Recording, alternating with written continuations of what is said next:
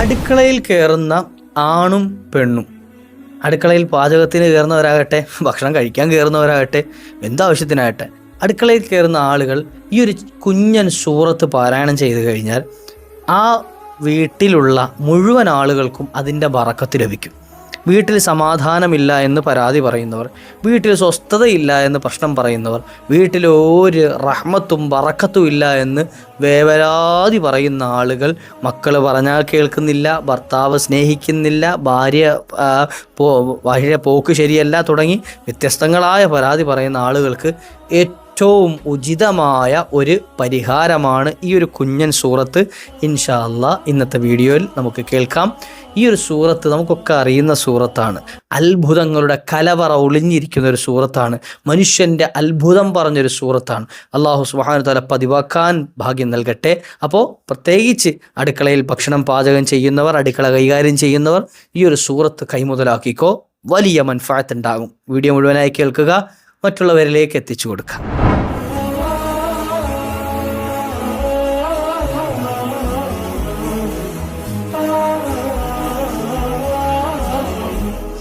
അസ്സലാമു അലൈക്കും വറഹ്മത്തുള്ളാഹി വബറകാതുഹു. ബിസ്മില്ലാ വൽഹംദുലില്ലാ. അള്ളാഹു കബൂലാക്കട്ടെ, അള്ളാഹു സ്വീകരിക്കട്ടെ. എല്ലാവരും റാഹത്തല്ലേ? പല ആളുകളും വിഷമം പറഞ്ഞ്, സങ്കടം പറഞ്ഞ് ദുആ ചെയ്യാൻ ഏൽപ്പിക്കുന്നവർ, പ്രശ്നപരിഹാരം തേടുന്നവർ. കഴിഞ്ഞ ദിവസം ഒരു ഉമ്മ വിളിച്ചിട്ട് വല്ലാതെ കരച്ചിൽ.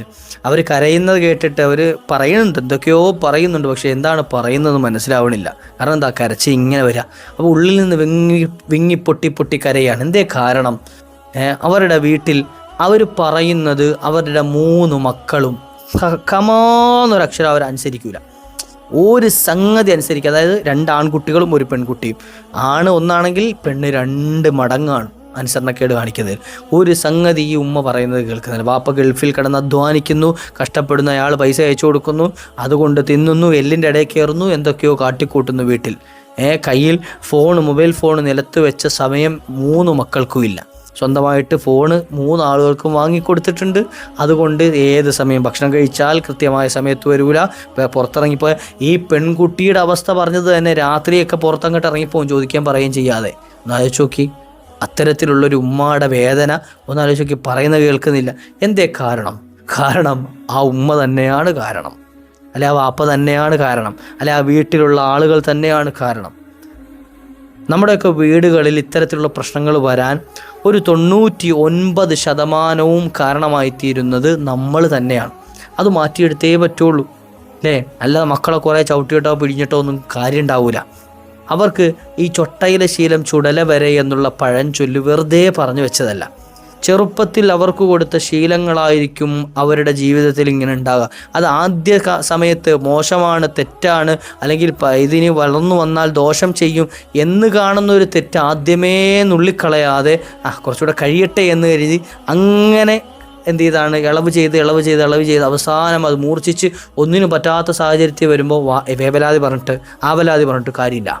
മക്കൾ മൊബൈൽ ഫോൺ ഉപയോഗിച്ച് തുടങ്ങുന്ന സമയത്ത് എന്ത് ചെയ്യണം? അവരോട് അതിനെ കൺട്രോൾ ചെയ്യണം. തീരെ ഉപയോഗിക്കണ്ട എന്ന് പറയണമെന്നൊന്നും ഞാൻ പറയണില്ല, ഉപയോഗിച്ചോട്ടെ. വല്ലപ്പോഴും ഒക്കെ എന്ത് ചെയ്യുക, ചിലപ്പോൾ കുട്ടികളാണ്, അവർക്കും ഒരു ആഗ്രഹങ്ങളൊക്കെ ഉണ്ടാവും. ചിലപ്പോൾ എന്തെങ്കിലും വീഡിയോ കാണണമെന്നോ, യൂട്യൂബ് കാണണമെന്നോ, അല്ലെങ്കിൽ എന്തെങ്കിലും ഈ കാർട്ടൂൺ കാണണമെന്നൊക്കെ ചിലപ്പോൾ ആഗ്രഹമുണ്ട്, ഗെയിം കളിക്കണമെന്നൊക്കെ ഉണ്ടാവും വല്ലപ്പോഴും ഇടയ്ക്ക്. എന്നാൽ സ്ഥിരം അങ്ങോട്ട് കൊടുത്തിട്ട് അവരടങ്ങിയിരിക്കാൻ വേണ്ടിയിട്ട്, അല്ല ഭക്ഷണം കഴിക്കാൻ വേണ്ടിയിട്ട് കിടന്നുറങ്ങുന്ന സമയത്ത് ഇതൊക്കെ ഫുൾ ടൈം അവരുടെ കയ്യിലാണ് എങ്കിൽ അവരെ പിടിച്ചാൽ കിട്ടൂല. അവരനുസരണയില്ലാത്തവരായി വളരും. അവർക്കത് കിട്ടിയില്ലെങ്കിൽ അവർ വയലൻ്റ് ആവും. അത് അവരെ കുറ്റം പറഞ്ഞിട്ട് കാര്യമില്ല.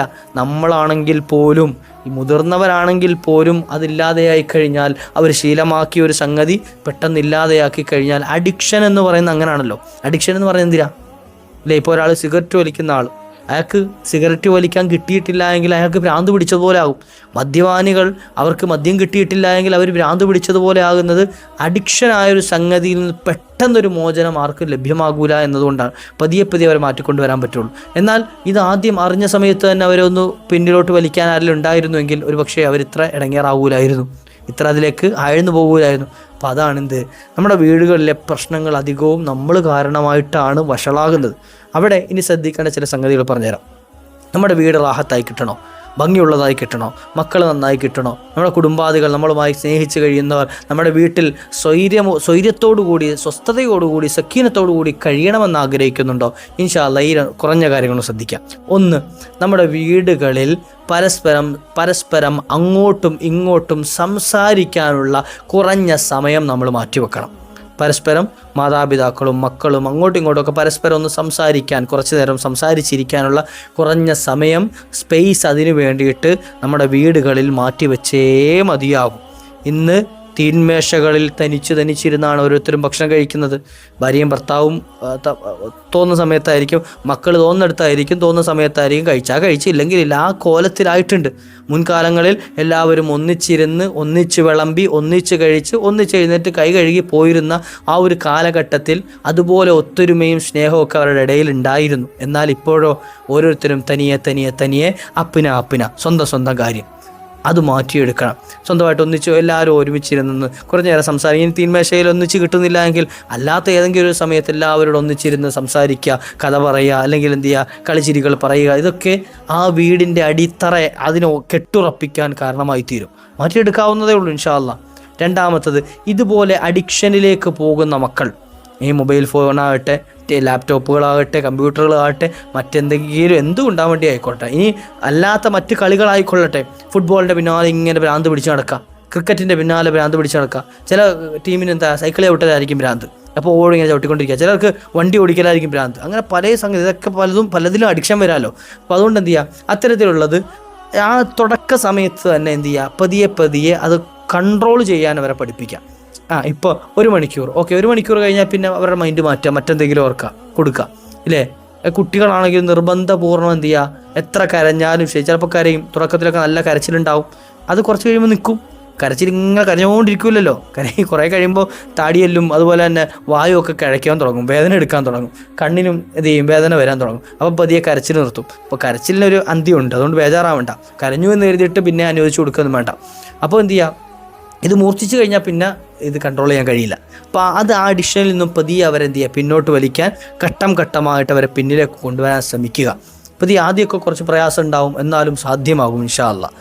ഇനി മൂന്നാമതായി ചെയ്യേണ്ടത്, ഭക്ഷണം പാകം ചെയ്യുന്ന സ്ഥലത്ത് അടുക്കള നമ്മൾ എന്ത് ചെയ്യണം, അടുക്കള മാന്യമായി കൈകാര്യം ചെയ്യണം. അടുക്കളയിൽ നിന്നാണ് ആ വീട്ടിലേക്കുള്ള ഊർജം പാസ് ചെയ്യുന്നത്, ആ വീട്ടിലേക്കുള്ള വൈദ്യുതി പ്രവഹിക്കുന്നത് ഈ അടുക്കളയിൽ നിന്നാണ്.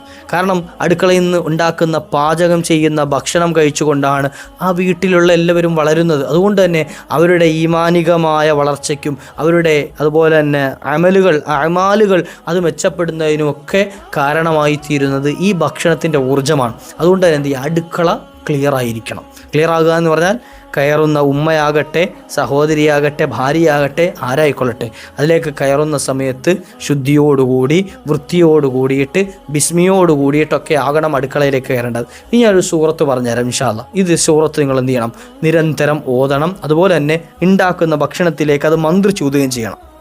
ഉണ്ടാക്കുന്ന ഭക്ഷണത്തിലേക്ക് മന്ത്രിച്ചൂതുകയും ചെയ്യണം ഇൻഷാ അല്ലാഹ്. ഇഖ്റ സൂറത്ത് തീൻ വത്തീനി വസ്സൈത്തൂൻ, ആ സൂറത്താണ് ഓതേണ്ടത്. നമുക്കൊക്കെ അറിയുന്ന സൂറത്താണ്. അതുകൊണ്ട് സൂറത്തിൻ്റെ മഹത്വം പറയാൻ തന്നെ കുറേ സമയമെടുക്കും. പക്ഷേ ഞാനിവിടെ അതൊന്നും പറയാൻ വേണ്ടിയിട്ടില്ല, മറിച്ച് നമ്മുടെ വീട് ഒന്ന് റാഹത്തായി കിട്ടണമെങ്കിൽ എന്ത് ചെയ്യണമെന്ന് പറയാൻ വേണ്ടിയിട്ടാണ് ഈ വിഷയങ്ങളൊക്കെ പറഞ്ഞത്.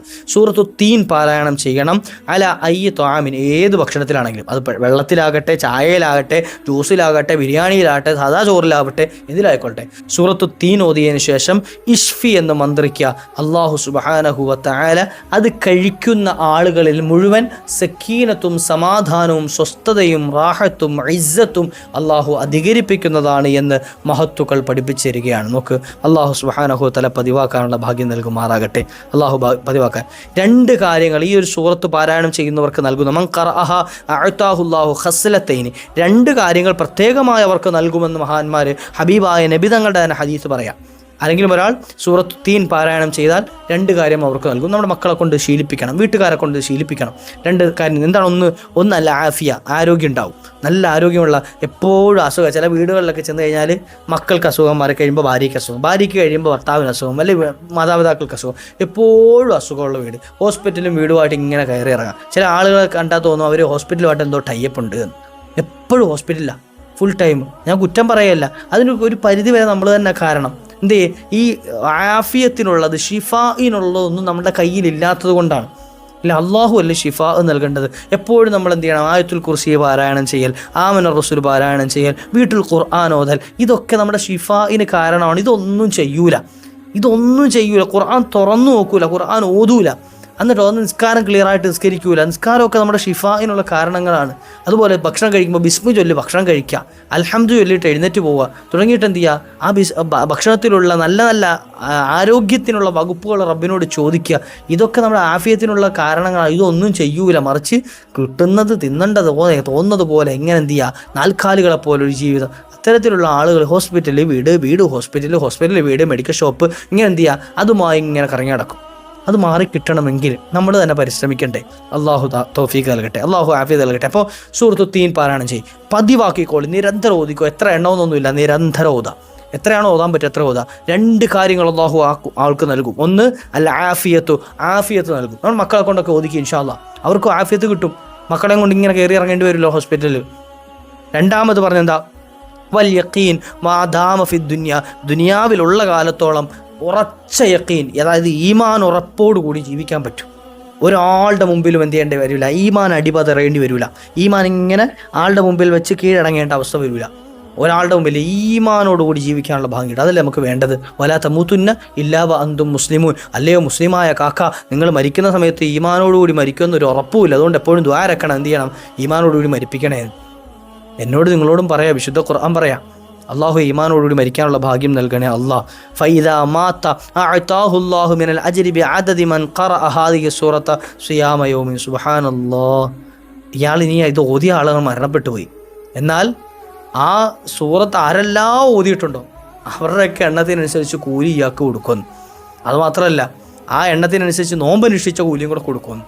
ഇത്ര നേട്ടമുണ്ട്. ഒരു തവണ ഈ ഒരു സൂറത്ത് ഓതിയാൽ കിട്ടുന്ന നേട്ടം. അള്ളാഹു ഒരുപാട് ഓതാനുള്ള ഭാഗ്യം നൽകട്ടെ. അപ്പോൾ ഈ കാര്യം ശ്രദ്ധിക്കൂലേ? ഇൻഷാ അല്ലാഹ് ശ്രദ്ധിക്കൂലേ? അള്ളാഹു തൗഫീഖ് നൽകട്ടെ. ഇന്നത്തെ ദിവസത്തെ ഈ ഒരു ക്ലാസ് നിങ്ങൾക്ക് ഉപകാരപ്പെട്ട് കാണുമെന്ന് വിചാരിക്കുന്നു. നമ്മുടെ ജീവിതത്തിൽ ശ്രദ്ധിക്കേണ്ട, നമ്മുടെ വീട് സ്വർഗമാക്കിയെടുക്കാൻ ഇതല്ലാത്ത മറ്റൊരു വഴി കാണാനില്ല. ഇതൊന്ന് ചെയ്തു നോക്കി, ഞാൻ ഈ പറഞ്ഞതുപോലെ വലിയ റാഹത്ത് ലഭിക്കും. അള്ളാഹുവെ ഞങ്ങൾക്ക് നീ ഭാഗ്യം നൽകണേ അള്ളാഹ്. മറ്റുള്ളവരിലേക്ക് എത്തിച്ചു കൊടുക്കണേ. ഇൻഷാ അല്ലാഹ് വേദനകളൊക്കെ അള്ളാഹു തീർത്തു തരട്ടെ, സങ്കടങ്ങളൊക്കെ അള്ളാഹു മാറ്റി തരട്ടെ. അള്ളാഹു നമ്മയൊക്കെ സ്വർഗത്തിൽ ഒരുമിച്ച് കൂട്ടി തരട്ടെ. വ ആഖിറു ദഅ്വാനാ അനിൽ ഹംദുലില്ലാഹ്. അസ്സലാമു അലൈക്കും വറഹ്മത്തുള്ളാഹി.